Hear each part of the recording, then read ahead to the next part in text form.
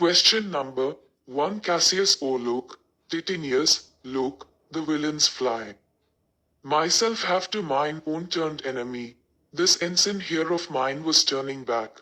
I slew the coward, and did take it from him. 1. Where does this scene take place? Who was the coward? Why did Cassius slay the coward? Answer. This scene takes place on the battlefield of Philippi. The coward was the bearer of the flag for Cassius's army. This flag bearer tried to run away from the battlefield. Cassius slayed the coward because he did not want anyone from his army to run away from the battlefield. 2. What did Titinius say about the error committed by Brutus? What were the immediate consequences of the error? Answer. Titinius says that the error committed by Brutus was that he ordered that attack too early. As a result, even though Brutus was able to defeat Octavius, Brutus was not able to help Cassius, who was losing to Antony. This is because after defeating Octavius, the army of Brutus became unruly and started looting and plundering instead of helping Cassius. 3. On what errand does Cassius now send Titinius? What does Cassius tell Pindarus to do for him? Answer. Cassius asks Titinius to go and check if the soldiers on the other side of the hill belong to their army or the enemy.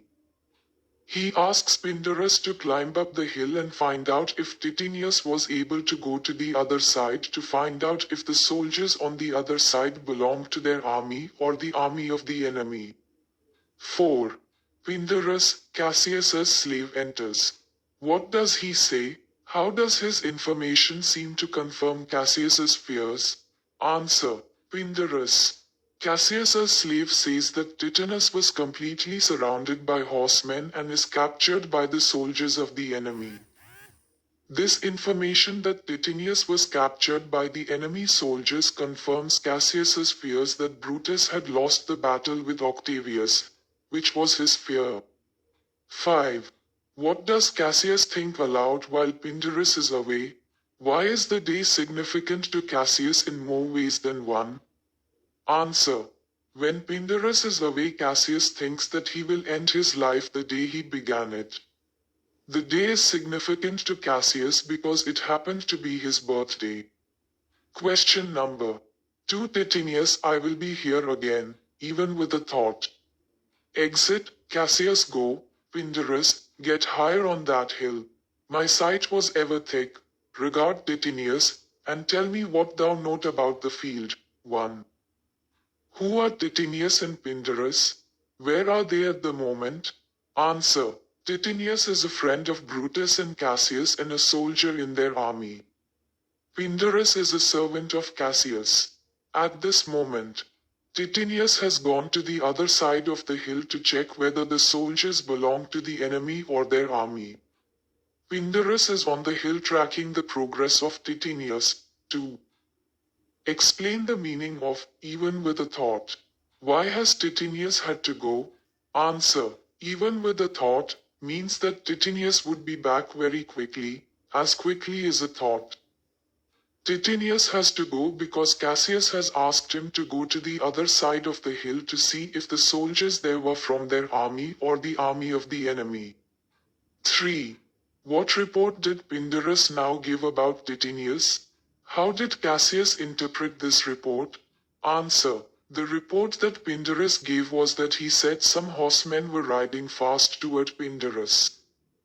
He said that the horsemen had reached Pindarus and had made Pindarus get down from his horse, and Pindarus was captured by the horsemen. Cassius wrongly interpreted this to mean that the soldiers on the other side of the hill were the soldiers of Octavius. He interpreted this as the defeat of Brutus in the battle with Octavius. This incorrect interpretation changed the entire course of events. 4. What action did Cassius take? How did the outcome of this action affect Pindarus? How did A. Titinius and B. Brutus react to what Cassius did? Answer. Cassius took the extreme step of telling Pindarus, his slave, to kill him with the same sword with which Cassius killed Caesar. Based on these instructions, Pindarus killed Cassius. Titinius was overcome with grief when he came to know that Cassius was dead. For him, the death of Cassius was like the sun having set for Rome. He was very sad because he realized that Cassius had killed himself thinking that Titinius's mission was unsuccessful. Brutus was very grieved when he came to know of Cassius's death. He said that Julius Caesar in his death was even more powerful when he was alive. Julius Caesar had managed to kill his good friends Cassius and Titinius. He said that Cassius was the last man worthy to be called a Roman. 5. Refer to, or quote, what Cassius said to Brutus earlier in the play to prove that this tragedy could have been avoided. What had Brutus replied to him then? Refer to another occasion when a somewhat similar mistake had been made by Brutus. What is your opinion of Brutus and Cassius in this connection? Answer. Earlier in the play Cassius had told Brutus that because Brutus had not listened to Cassius not to allow Mark Antony to address the citizens of Rome, they were now in trouble. According to Cassius, if Brutus had listened to him, Mark Antony would not have been allowed to address the citizens of Rome, and the citizens of Rome would not have revolted against Brutus and the other conspirators. If this had happened, their situation would not be as bad as it is now. When Cassius had objected to Antony addressing the citizens of Rome, Brutus had told him that allowing Antony to speak would only enhance their reputation. He only cautioned Antony not to blame Brutus and the others for Caesar's death. Other than that, he could say anything else. There are other occasions where a similar mistake was made by Brutus.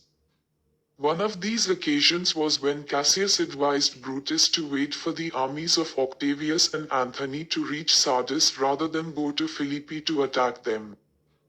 Brutus did not listen to him and ordered that their armies go to Philippi. This was also a mistake. Had he listened to Cassius, the outcome of the battle may have been different. My opinion of Brutus and Cassius in his connection is that Cassius has a lot of wisdom. He is, however, not always able to impress Brutus to take his opinion very seriously. Brutus is also very wise. But he is not good at taking sound advice even from close associates. Question number 3. Cassius, come hither. In Parthia did I take thee prisoner, and then I swore thee, saving of thy life, that whatsoever I did bid thee do thou shouldst attempt it. Come now, keep thine oath. 1. What had Pindarus been looking at? What did he report on what he thought he saw? Answer. Pindarus had been looking at Titinius riding toward the other side of the hill to find out if the soldiers there belonged to them or the enemy. He saw that Titinius was being followed by other horsemen and then being surrounded by them. He then saw Titinius dismounting before those horsemen. He, therefore, reported to Cassius that Titinius was captured by the enemy. 2. What is meant by, I swore thee? What had Pindarus promised to do? What is he asked to do now? Answer. Cassius tells Pindarus, I swore thee.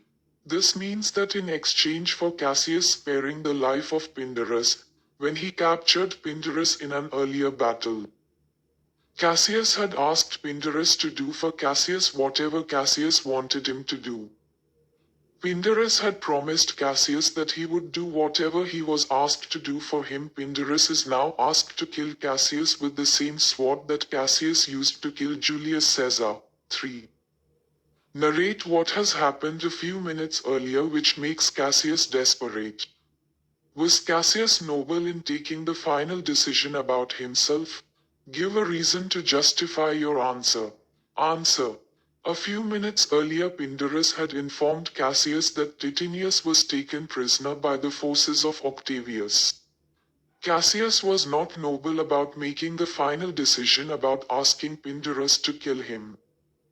This is because Cassius decided to kill himself even without knowing what was the fate of Brutus in his battle with Octavius.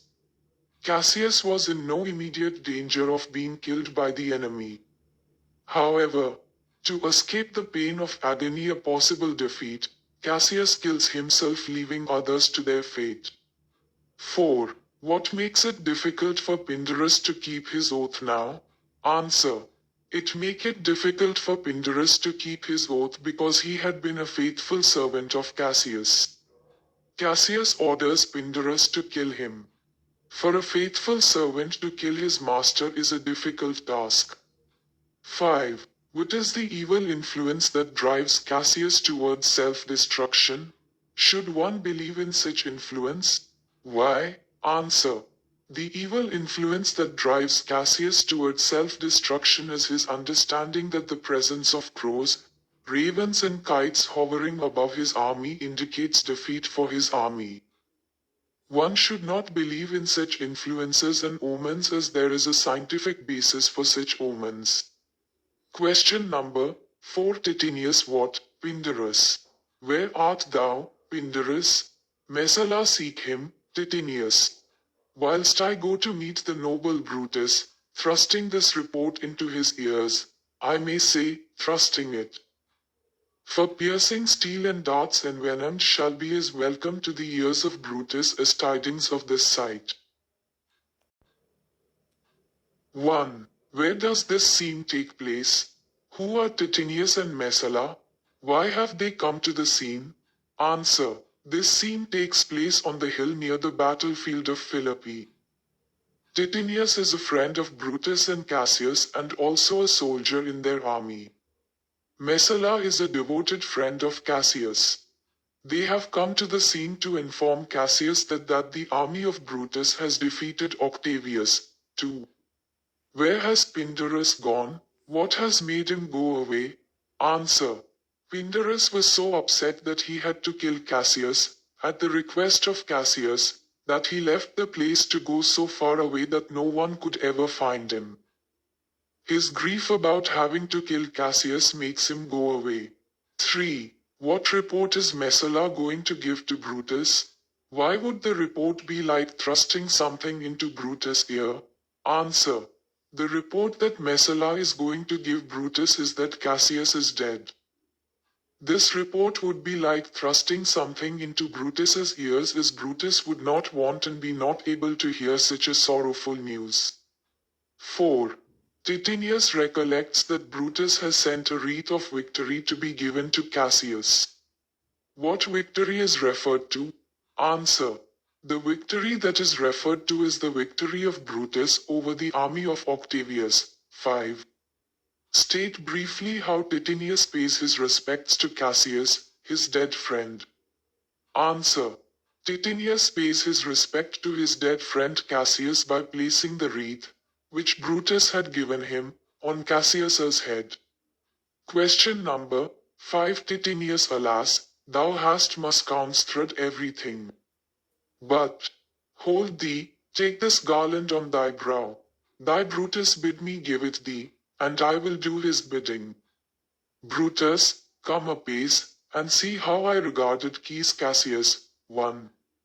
Where is Titinius at this moment? Whom is he talking to? Why? Answer. Titinius is on the battlefield of Philippi. He is talking to the dead Cassius. He is talking to the dead Cassius out of grief. He realizes that Cassius was dead because he had misinterpreted that Titinius was captured by enemy soldiers, whereas he had been welcomed by the victorious soldiers of Brutus's army. He then places the wreath that Brutus gave him for Cassius on Cassius's head. 2. Explain the meaning of misconstrued. What are the things that had been misconstrued? For what reason? Answer. Misconstrued means misunderstood. That the army of Brutus had lost to the army of Octavius had been misconstrued by Cassius based on feedback given by Pindarus.